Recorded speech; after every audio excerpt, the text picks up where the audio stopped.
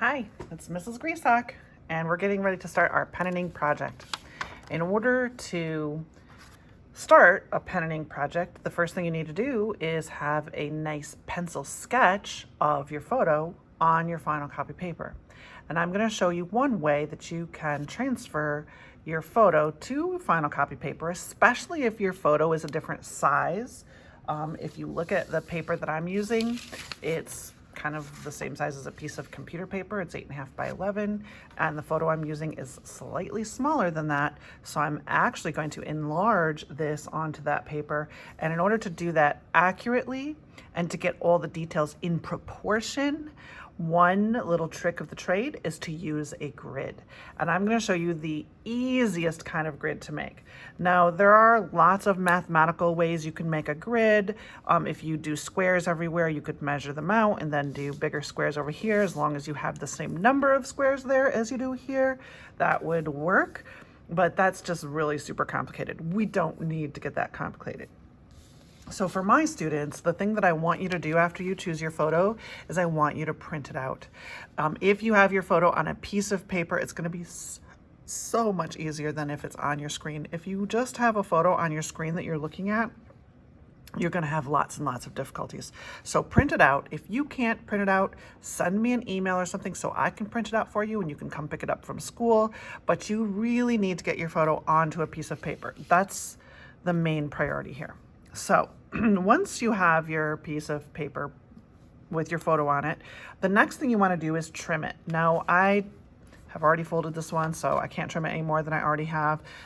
This is from one of my old demonstrations, so I'm not going to change it. It is what it is. I would suggest that you trim all the, if it has a white border, trim all the white border off, but also try to make your photo in the same kind of proportion that your paper is. For example, if I would have cut this photo here where it seems like, you know, maybe this should be a square picture, then I should definitely make sure that my final copy paper is also a square. These two things need to be in proportion with each other. That's the only way this is going to work. So you can clearly see that my two pieces of paper are relatively the same proportion. They're kind of long rectangles. So make sure your final copy paper is in the same orientation that your photograph is. But before we get to the final copy paper, the thing that I want you to do to your photograph is I want you to fold it. We're going to fold it in half twice from both directions. So the first thing you're going to do is take it, and you can see mine already has creases because I've already folded this one, but I'm going to do it again. So you can take your picture and line up the corners at the top like this so that it's very precise. If you don't do this precisely, it's going to cause you issues. Line up your corners as precise as you can. Make sure it's even and crease that crease nice and firmly. Okay, you can see that crease was already there, so I'm just going to go with it. Make sure you have a nice crease. Take your fingernail if you have to and kind of scrape it like that to make sure that that crease is easy to see when you open it back up. Okay, now you could just fold it again. Remember I said we're going to fold it in half twice. You could fold it again like that and crease it. Or if you want to be even more precise, what you can do is you can fold the outsides to the middle. After you make the first one, you can fold the outsides to the middle and crease them that way. I can tell right now that the first time I folded this, I was not super accurate, but I want you to try and be as accurate as you possibly can. So fold it in half and then fold both sides to the middle, okay? And then do the same exact thing going the other direction. So this way we also want to line up our corners and give it a nice crease with your fingernail. Open it back up. You can just fold it again this way, but that's a little harder to do.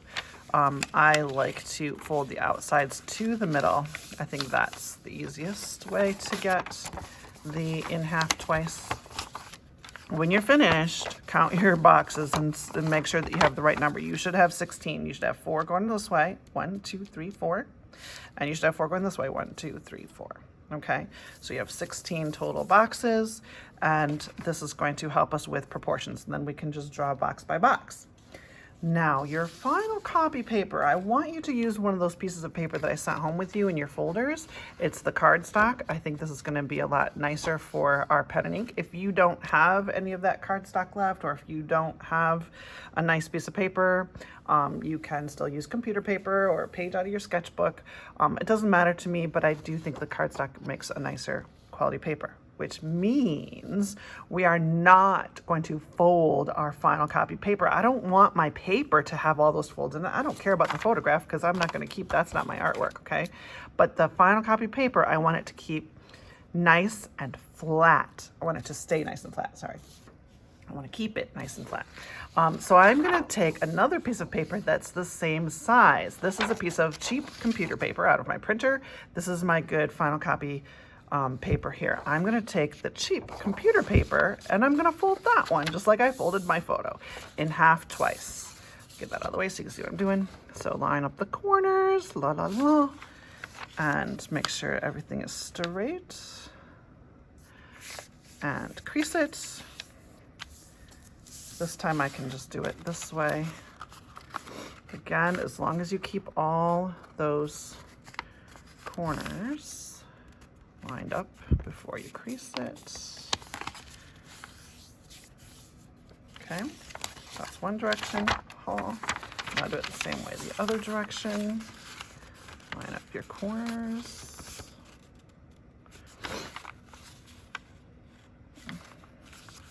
Does not want to stay together, does it? There. And then fold it in half again. So you're folding it in half twice, both directions.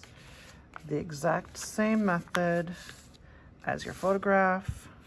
If you want to do the thing where you fold the outsides to the middle, like I showed you on the photograph, you could do it that way also here, as long as you get the same result, which is 4 sections going this way and 4 sections going that way. Now we know that this one has the exact same number of rectangles as the photograph, and each one of these is going to match each one of those. But like I said, we don't want our final copy paper to be all folded. So what we're going to do, because these two pieces of paper are the same size, is I'm going to line that up like so. And wherever there is a fold, I'm going to mark it. So right there is where it's creased. Right there I'm going to mark it. Right there's the crease, right there's my mark. Right there's the crease, right there's my mark. Okay, and I'm going to turn it this way, do the same thing. Make sure the edges of your paper are lined up. Don't let your paper be off here somewhere or in there somewhere. It's got to be perfectly lined up with your final copy paper. And mark it wherever there is a crease. And do that on all 4 sides. So line up your corners like so. Mark it wherever there's a crease, and last side, make sure it's even.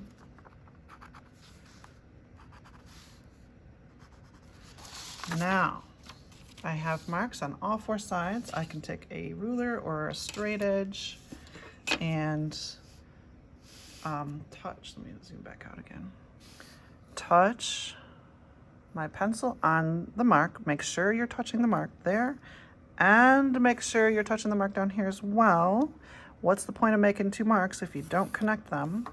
And connect them very, very lightly, okay? Now you'll have a nice grid that has the same amount of sections as your photograph. You can darken the grid on your photograph with either a pencil or a black pen if that helps. Sometimes if you have a really dark photograph, I'm just folding it a lot of times. Like you can see on my photograph, you can see the white lines that go across. That makes it easier to do. And you can, at this point, draw 1 square at a time from this onto that. And this is going to help you get things nice and lined up. One little trick you can also do is to block off things that you don't want to see. So you can take some Post-it notes or some pieces of paper, and you can block out the things that you don't want to see so that you can draw only what's in that square onto your final copy paper. I would suggest putting your paper or your photo really close to where you're working on your paper, something like that. And then another trick that I sometimes do is I look at this rectangle right here and I find the middle and I make a little dot in the middle. That dot's hard to see, but I can also do the same here, make a little dot in the middle. And if you can see the dot on here, that should help you with figuring out you know, where things are gonna go. So if I just hold my pencil there, you can see that that dot is kind of in his ear or her ear, like a little towards the right side of it, but this line right here of the ear is kind of the main line of the square. So I want to recreate that first because that's pretty important. We can see clearly that this part of the ear is like a real curve, kind of cuts the corner there of the square. The top of the head is right about there. And then it comes in slightly here. So get the big shapes first, right? That's the proportion that we need. This space right here, this white space, makes a really obvious kind of shape. It's kind of it's what we call a negative shape, but it's really obvious, the shape of it. So use the negative spaces and shapes to your advantage to get things to look right. So now we know that this right in here, that's gonna be that dark. Do not shade with your pencil. So one of the biggest mistakes that my students make when they're doing their pencil drawings is they take their pencil, they're like, oh, look, it's dark, and they shade it all in with their pencil. Don't do that, because this is a pen and ink drawing, right? You do not want your things to be shaded with pencil, okay? We're gonna do that with ink. We're gonna be using our ink pens. We're gonna be inking this whole thing in. And all you want to do right now is pencil in the shapes, like the values of where things are going to go, right? And you want to try and make things as accurate as you can. This nose is giving me some issues. Look, one of the things I need to do, I think, is right here. So what do you think is halfway between there and there? Like that is probably halfway, and then halfway between there and there is probably that. So if I do the same thing here, mark this half, and then mark that half. Now, that dot is where the top of the nose is. See, I had the nose way higher than I should have. So this is the nose right there. And then this little light thing is kind of right there. And then there's a little light up there. Okay, I can erase these lines because those were my bad ones. Okay, it doesn't have to be perfect, you guys, but you just want to get the proportions right. So that square is pretty well done. I would move on now to the next square. You can either move down or over, it's up to you, but use the little Post-it notes to your advantage and block off your areas so that you can see what you're working on and you can recreate that in pencil over there for your final copy, okay? And in my next video, I'm going to show you how to start the inking.